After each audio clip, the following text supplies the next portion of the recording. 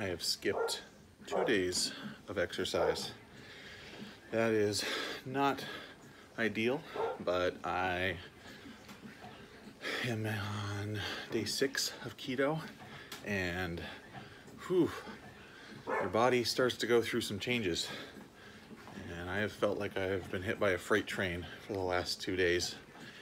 So I'm starting to worry about my ability to stick to it. And so I'm just jumping back out here, just push myself onto the workout routine again. And had a nice omelet this morning. You know, I'm starting to be able to get into some of the food options that are available to me. You know, I love omelets. I've always loved omelets. Never really taken the time to make them on a regular basis, but now it's kind of like, you know, that's the most delicious thing that I can make during the day sometimes. And had, you know, making myself omelets for breakfast. And heck, I could do omelets for dinner. I could do omelets for lunch. I would not mind that at all. So that's kind of where I'm at diet-wise. Exercise-wise, I'm a little behind. But again, it's that first week is usually pretty rough. From what I read, your body starts to go into ketosis the first, you know, couple days, and then you'll feel this, what they call like a keto flu.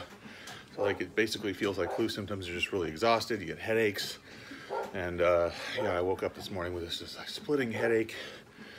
Very dehydrated. It's really hard to retain water, so I need to get some sodium back into my diet somehow and try and hold on to that. But you know, the weight is kind of holding steady at about 343.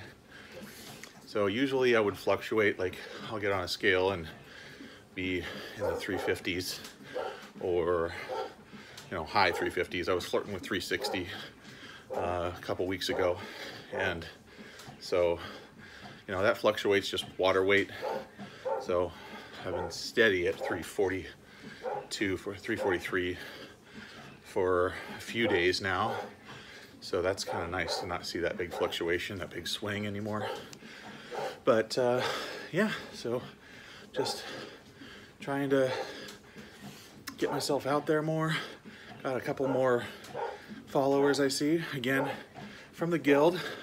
But that's great. I'm glad that somebody is, you know, at least seeing notifications when I post a video, even if they're not getting watched.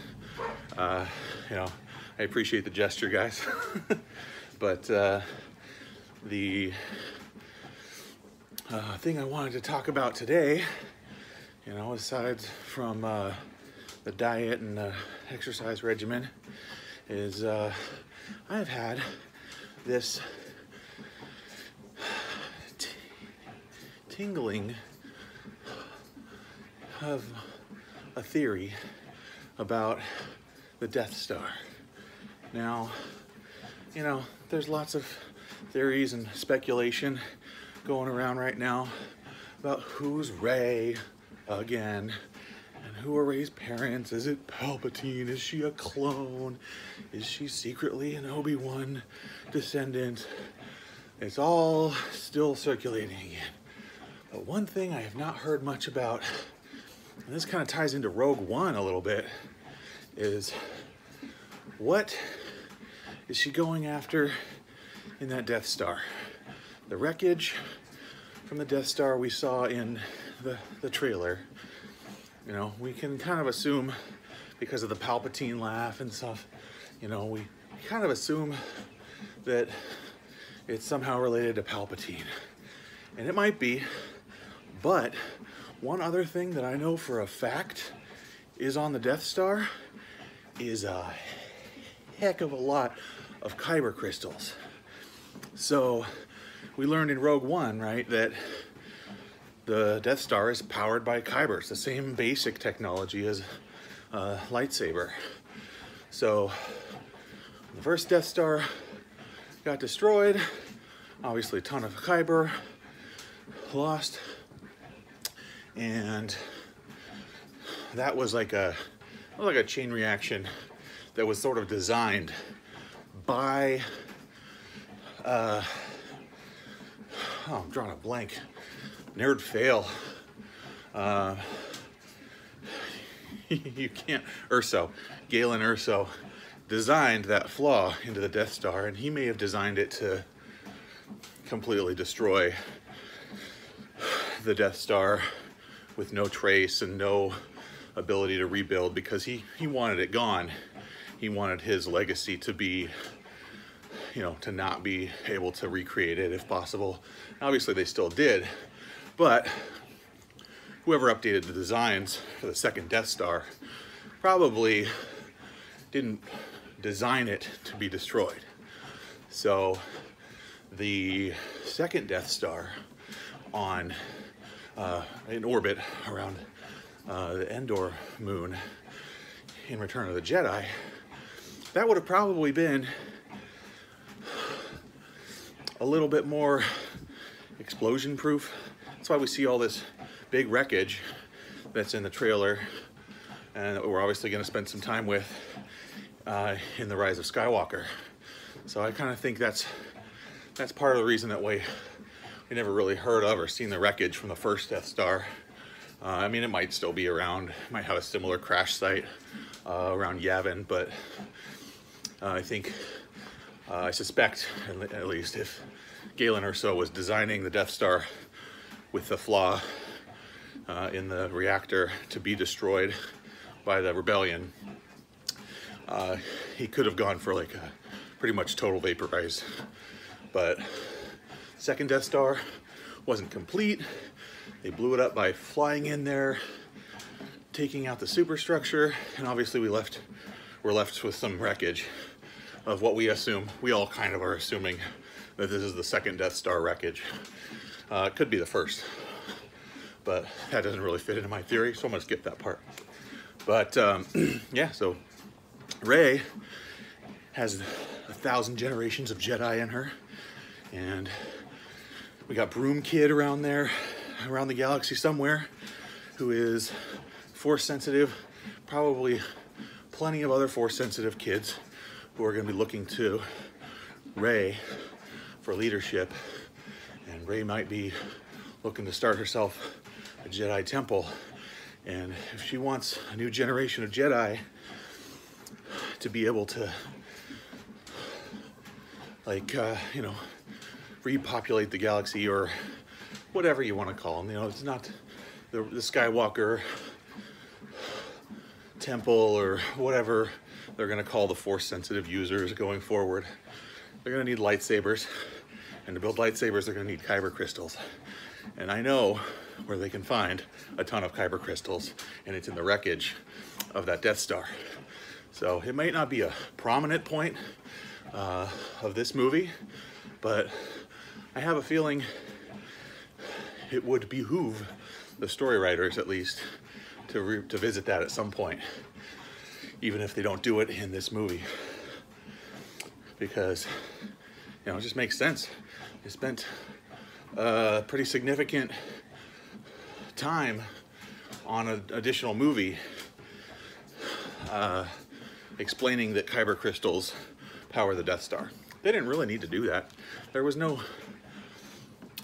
plot device within Rogue One that specifically was served by Kyber being essential for the Death Star. Yeah, we got introduced to Chirrut and Baze, who were guardians of the Jedi Temple, but could have just as easily had the Empire occupying Jeddah for any other reason.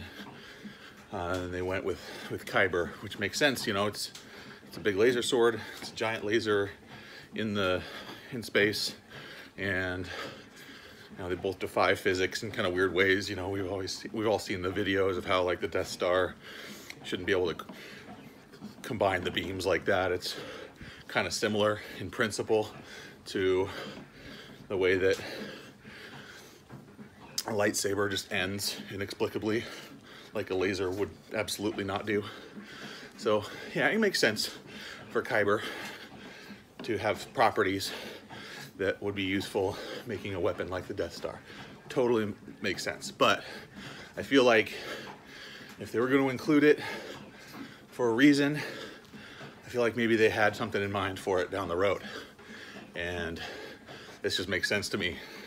Like, we know there's a bunch of it in there, and we know a new generation of Jedi are gonna need some Kyber crystals. And they took all the Kyber from Jeddah, and then they destroyed Jeddah. And one can assume they pretty much, you know, Vader and his Inquisitors and the Empire in general purged pretty much any of the Jedi temples they could find, because they all knew there were some rogue Jedi out there. Vader was hunting them down, but, you know, obviously we know from canon, you know, shows like Rebels and Resistance and stuff, there's still Jedi floating around out there. Obviously Luke created his own temple, trained up some students. I'm not really sure where they got their Kyber. Maybe they already went and looked for it on Yavin. That might be a cool little spin-off story. But, you know, the natural Kyber that you would get, just finding it where the Jedi of the, you know, the old Republic were finding it.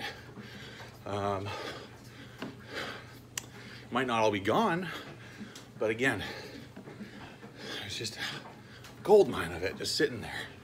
And if Rey is going in there, I'm not saying that's her goal, but if she like walks past a big pile of shiny crystals and doesn't grab a few, that just seems silly. So hopefully that pans out. That's my little nerd theory for today. You know, let me know what you think. I think it's interesting. I called it in to Collider. Collider has the Jedi Council thing, and they do the rule of 2, and they take calls on Mondays.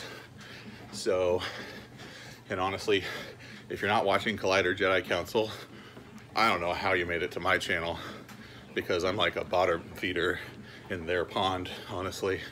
Sweaty nerd talking about Star Wars.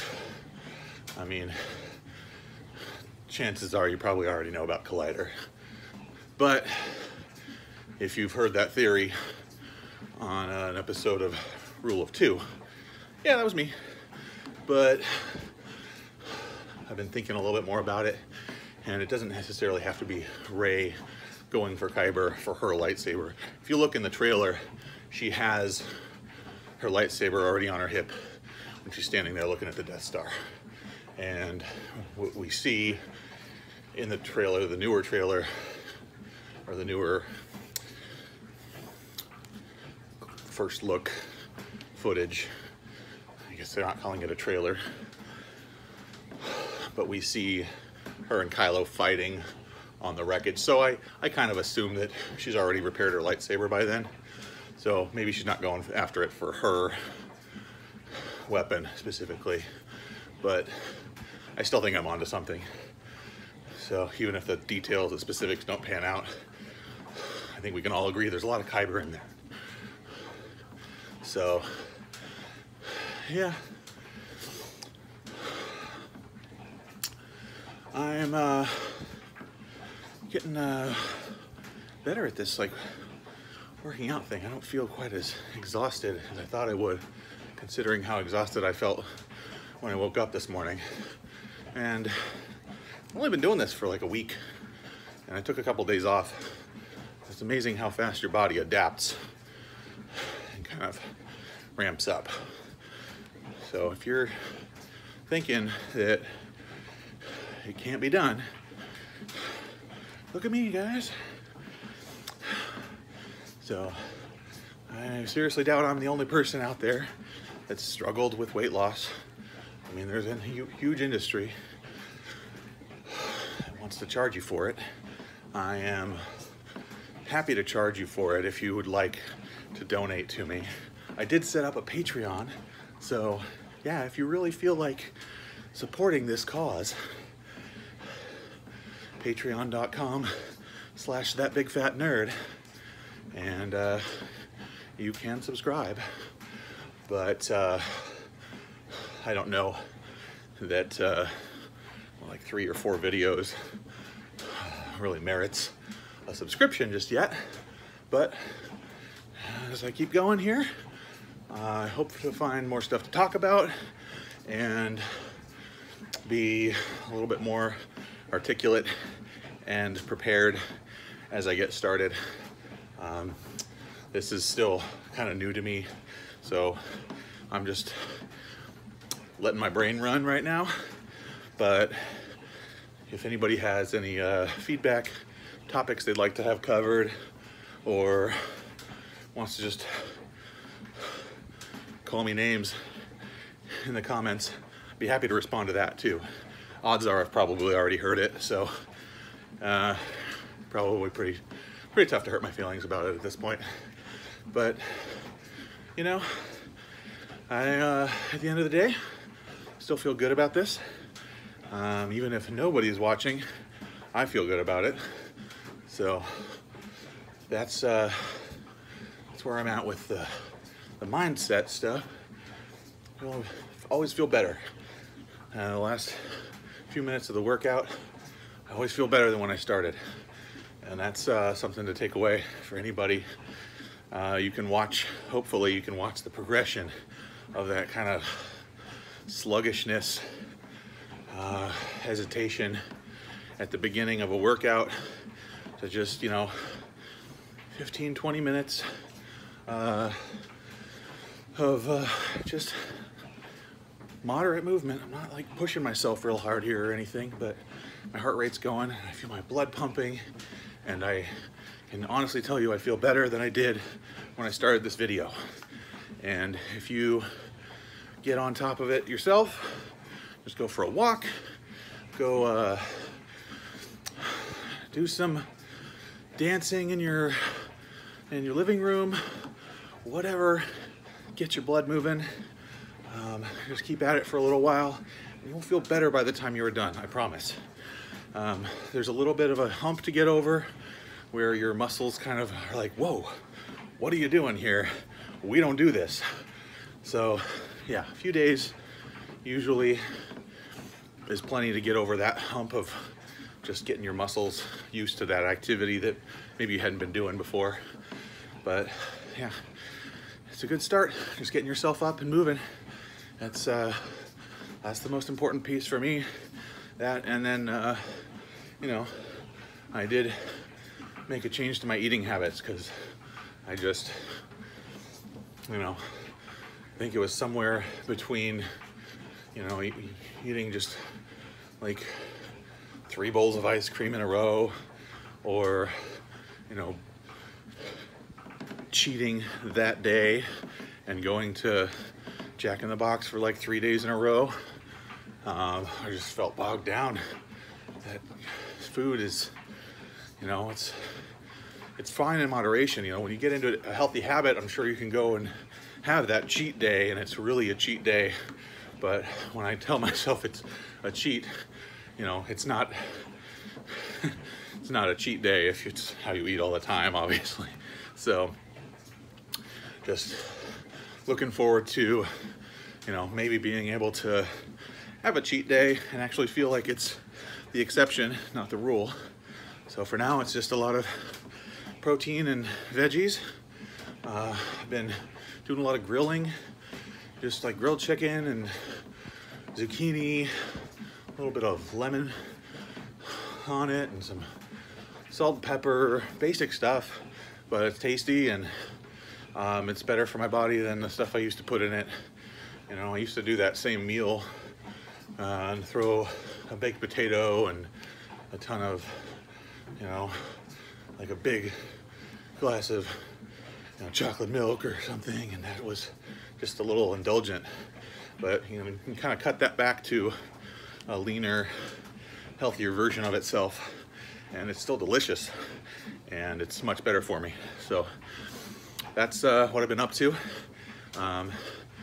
Again, like, subscribe, join me in the comments if you will, and if you're so inclined, patreon.com/thatbigfatnerd is where you can contribute to my slightly more expensive diet. Thank you very much.